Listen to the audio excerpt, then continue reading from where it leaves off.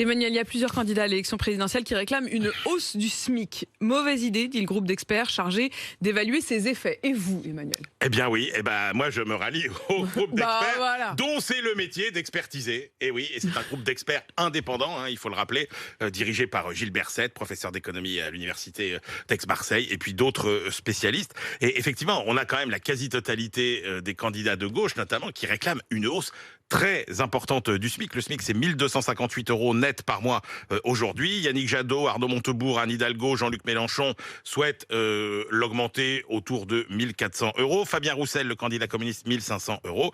Mais voilà, nous disent les experts auteurs du rapport qui a été publié hier soir, une augmentation du SMIC au-delà des revalorisations automatiques, c'est-à-dire ce qu'on appelle le coup de pouce, eh bien, ça n'est pas bon pour l'économie française. D'abord parce que la priorité, pour des raisons de cohésion sociale, ça n'est pas d'augmenter le salaire des gens qui ont déjà un travail, mais de donner du travail au plus grand nombre de gens possible. Or, c'est une des lois d'airain de l'économie. Si vous augmentez le SMIC et que vous augmentez le coût du travail, eh bien, vous détruisez de l'emploi, notamment chez les jeunes et les non qualifiés. Or, ce sont les populations les plus fragiles. Donc c'est une idée séduisante, mais une fausse bonne idée d'après vous. On pénalise le pouvoir d'achat si on augmente le SMIC?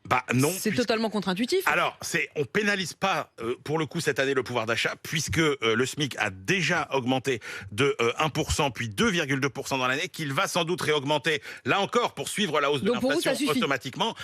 Ce groupe d'experts nous dit, attendez, le SMIC va progresser davantage que la moyenne des salaires. Et de toute façon, le SMIC ne permet pas de réduire la pauvreté, puisque ce qui compte, c'est surtout le nombre d'heures travaillées plutôt que le salaire horaire. Et puis n'oubliez pas que le SMIC trop élevé, ça pénalise aussi la compétitivité, puisque depuis 2006, nous n'avons plus d'excédents commerciaux. C'est lié en partie à la cherté du coût du travail.